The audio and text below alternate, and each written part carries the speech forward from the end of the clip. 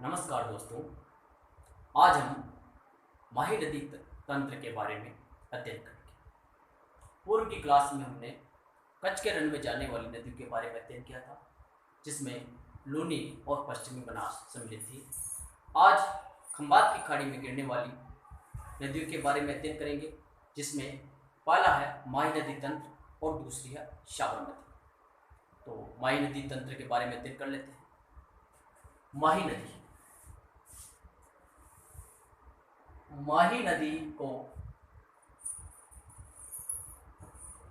काठल की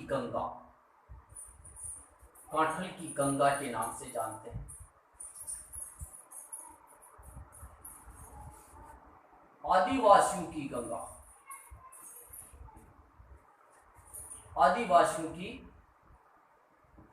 गंगा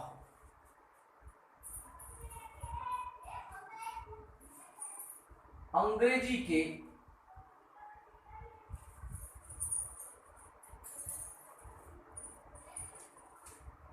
उल्टे यू आकार की नदी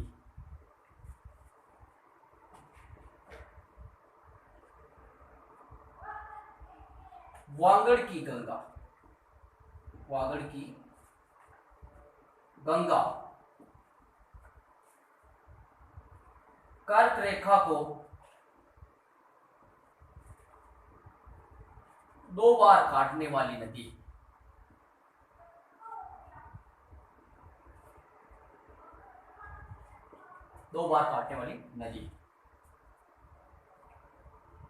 दक्षिणी राजस्थान की स्वर्ण रेखा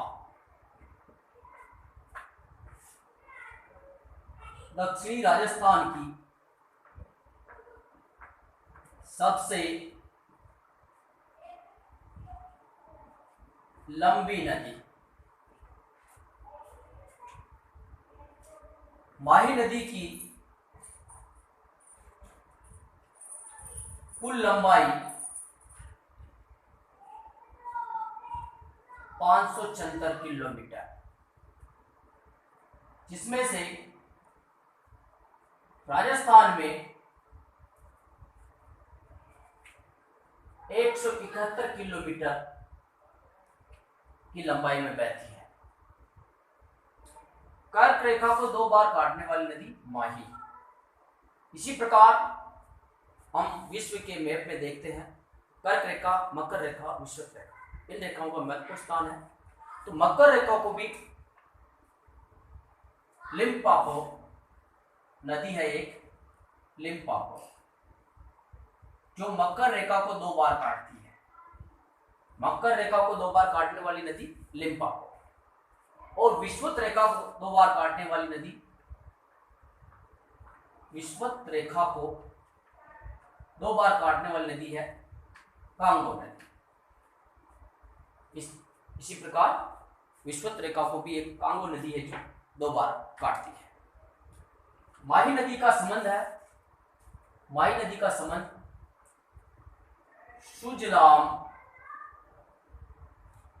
सुफलाम क्रांति से। माही नदी का संबंध सुजलाम सुफलाम क्रांति से। इसका आप स्क्रीनशॉट ले लीजिए, फिर बाद में हम आगे चलेंगे। ठीक है। माही नदी का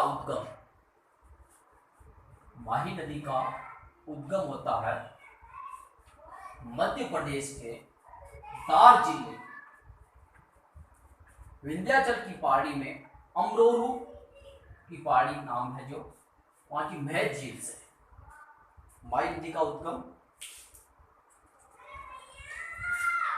मध्य प्रदेश के धार जिले से माही नदी का उद्गम धार जिला कहाँ का है? मध्य प्रदेश का। महद झील से इसका उद्गम होता है। महद झील माही नदी का।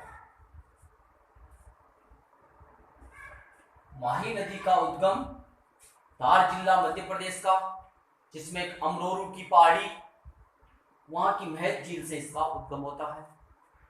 यह नदी मध्य प्रदेश से राजस्थान में खांडू ग्राम, जो बांसवाड़ा जिले में स्थित है,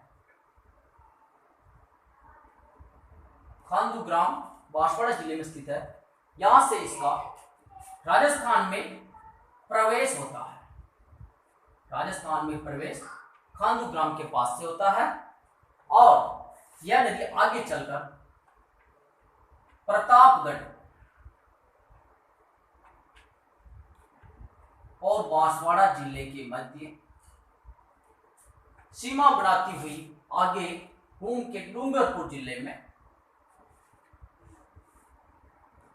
आती है और डूंगरपुर और बांसवाड़ा के मध्य सीमा बनाती हुई गुजरात के महिसागर जिले में प्रवेश करती है। महिसागर गुजरात में प्रवेश करती है और यहां से यह नदी आगे चलकर खंबात की खाड़ी में गिर जाती है। खंबात की खाड़ी में गिर जाती है। माही नदी खंबात की खाड़ी में गिरती है। महत झील से खंबात की खाड़ी तक 576 किलोमीटर की लंबाई, जिसमें से राजस्थान में 171 किलोमीटर की लंबाई। ठीक है। बांसवाड़ा में माही नदी पर माही बजाज सागर बांध बनाया गया है। माही बजाज सागर बांध बनाया गया है।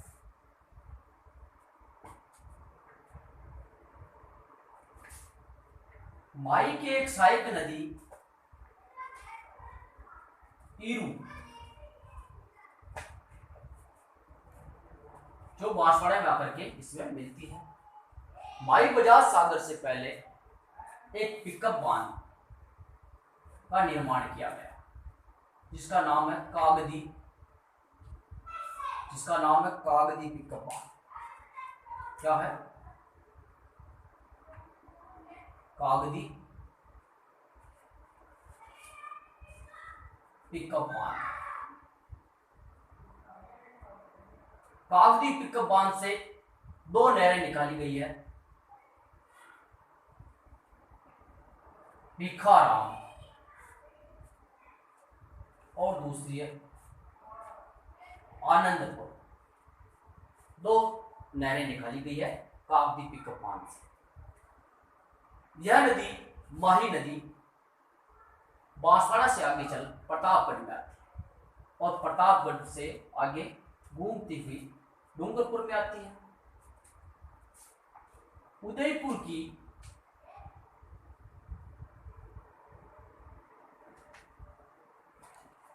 खेरवाड़ा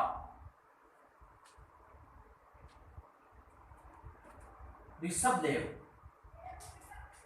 की बीछामेड़ा पहाड़ी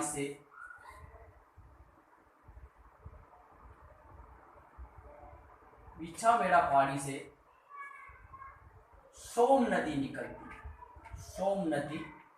निकलती है। यह नदी डूंगरपुर के बेणेश्वर नामक स्थान पर बेणेश्वर में आकर के माही में मिलती है। बेणेश्वर बहुत ही चर्चित नाम है, बेणेश्वर। सोम नदी की सहायक नदी जाखम नदी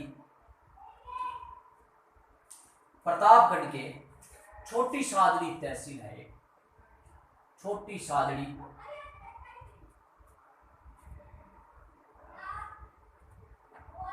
पंवर माता मंदिर, पंवर माता पहाड़ी है,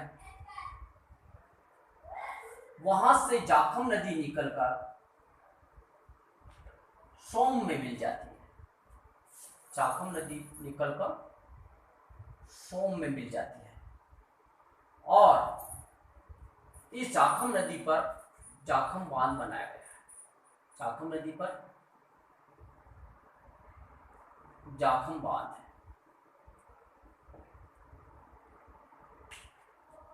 सोम नदी पर सोम कागदी परियोजना उदयपुर जिले में। सोम कागदी परियोजना उदयपुर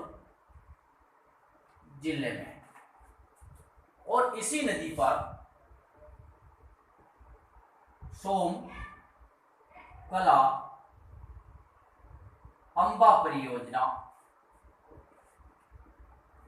डूंगरपुर जिले में। डूंगरपुर जिले में डूंगरपुर जिले में बनाई गई है।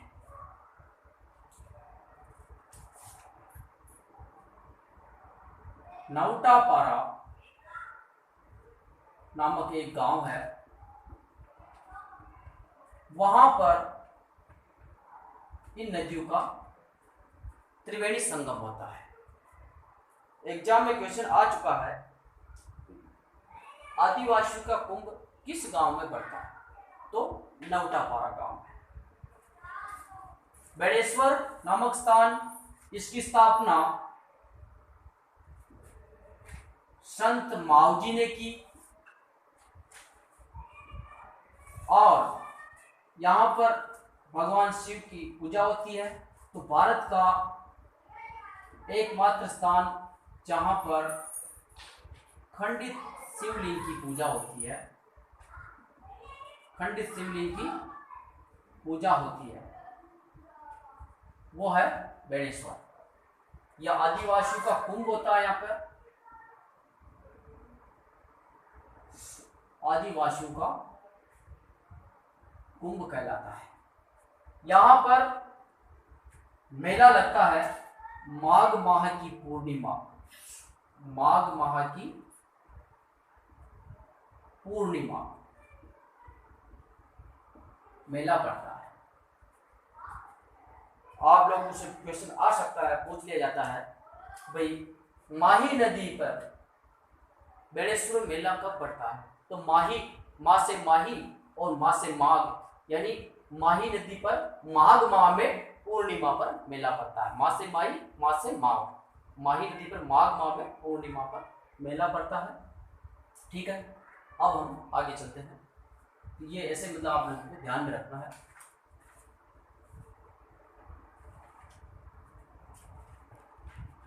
इस नदी पर आगे इसकी एक सहायक नदी है चाप। यह नदी बांसवाड़ा से निकलकर माही नदी में मिलती है। इसकी एक सहायक नदी और है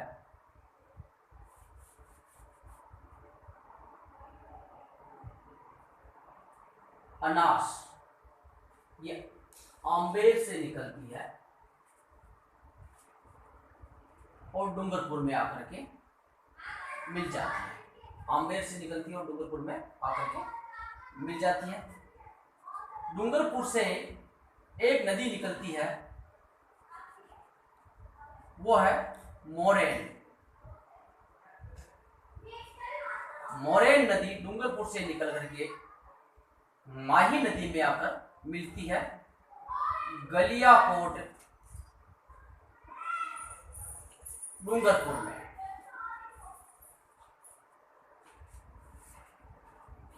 यहां पर गलियाकोट डूंगरपुर में फखरुद्दीन की मजार है। गलियाकोट का उर्स बढ़ता है माही नदी के किनारे। गलियाकोट का उर्स बढ़ता है डूंगरपुर में।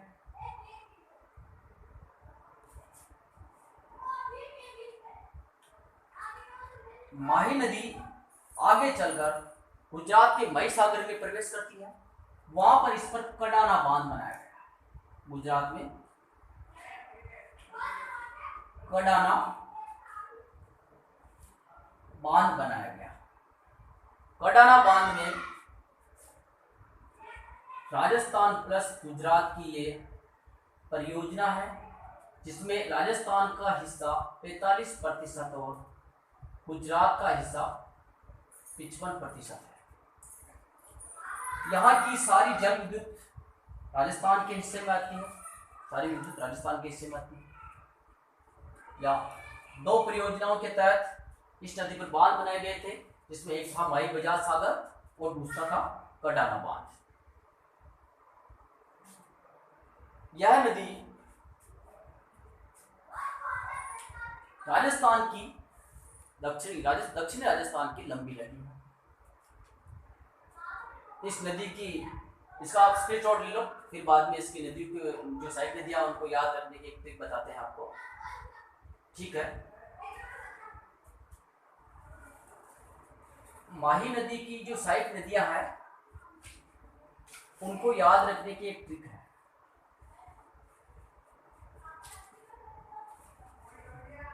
सहायक नदियां हैं, माही की जो सहायक नदियां हैं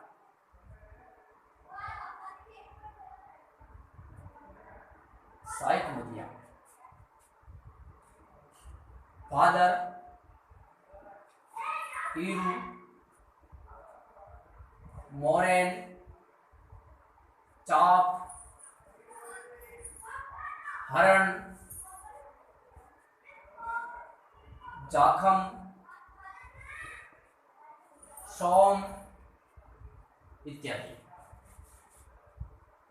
इसकी एक जो ट्रिक है वो है अरे मोहन भाई। वो ट्रिक क्या है? अरे मोहन भाई चाय पी के सो जाओ। ये ट्रिक है। इसकी एक साइड नदी ये है अनास। अनास को इसकी एक साइड नदी है अनास। अरे मोहन भाई चाय पी के सो जा। इसमें अरे से बनेगा अनास, मौ से बनेगा मोरेन, मौ से बनेगा मोरेन, हैस से बनेगा हरण, और भा से बनेगा भादर, इस से बनेगा ईरू, चा से बनेगा चाप, पी के सो जा साइलेंट, पी के साइलेंट रहेगा, सो से बनेगा सोम, और जा से बनेगा जाखम। ये इसके जो सहायक नदियां हैं माई की, उनको याद रखने की ट्रिक है अरे मोहन भाई चाय पी के सो जा। क्या है? अरे मोहन भाई चाय पी के सो जा। यानी अरे में अ से बनेगा अनास, मोहन में मो से बनेगा मोरेन, है से बनेगा हरण, भाई में बा से भादर, और ई से ईरू, चाय में चा से चा, और पी के इसमें क्या रहेगा? साइलेंट रहेगा, और सो से सोम, जा से जाखम। अरे मोहन भाई चाय पी के सो जा। तो इसमें अब सोम नदी जो उदयपुर के बीछा बेड़ा की जो पहाड़ी थी वहां से निकल रही है। इसकी साइड नदियां थी जाखम, गोमती,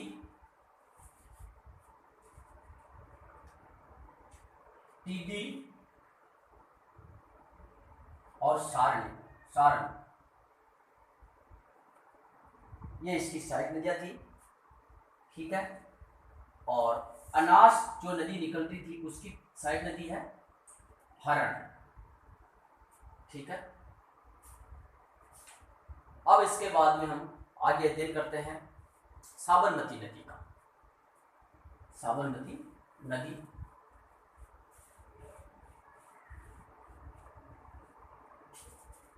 खंबात की खाड़ी में गिरने वाली दूसरी नदी है। साबरमती, साबरमती इसका उद्गम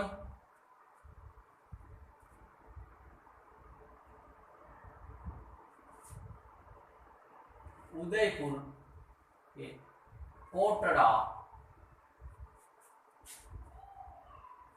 तहसील की अरावली पर्वतमाला से,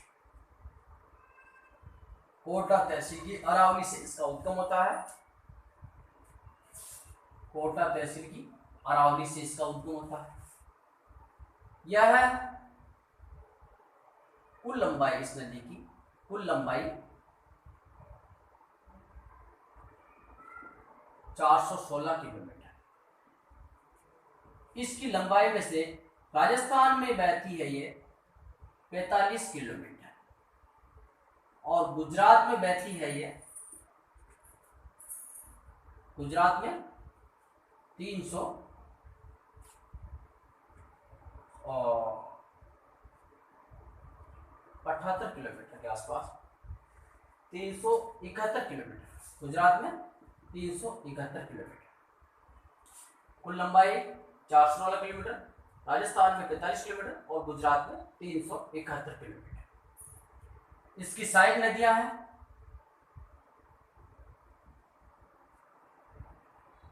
सहायक नदियां सेई, वाकल, हतमती, माजम इत्यादि इसकी सहायक नदियां हैं। और साबरमती नदी से उदयपुर के देवास नामक स्थान से उदयपुर की झीलों को पानी पहुंचाने के लिए एक सुरंग का निर्माण किया गया, सुरंग का निर्माण किया गया। यह सुरंग 11.5 किलोमीटर लंबी है और राज्य की सबसे लंबी सुरंग है, राज्य की सबसे लंबी सुरंग, सबसे लंबी सुरंग है। उदयपुर के देवास नामक स्थान से निकाल करके उदयपुर की झीलों को पर्याप्त पानी पहुंचाने के लिए साबरमती नदी से निकाली गई और इस सुरंग की कुल लंबाई 11.5 किलोमीटर, जो राज्य की सबसे लंबी सुरंग है। ठीक है, साबरमती नदी गुजरात में प्रवेश करती है और साबरमती नदी के किनारे, इस नदी के किनारे गुजरात की राजधानी गांधीनगर बसा हुआ है और इसी के किनारे अहमदाबाद बाद में 1915 में गांधी जी ने साबरमती आश्रम की स्थापना की, साबरमती आश्रम की स्थापना की। सेई नदी ये उदयपुर से निकलती है। इस प्रकार से साबरमती नदी राजस्थान से निकलती है, लेकिन गुजरात के लिए महत्वपूर्ण नदी है। गुजरात में अधिकांशतः इसका प्रवाह क्षेत्र है। ठीक है दोस्तों, कल हम बंगाल की खाड़ी में गिरने वाली नदियों के बारे में अध्ययन करेंगे।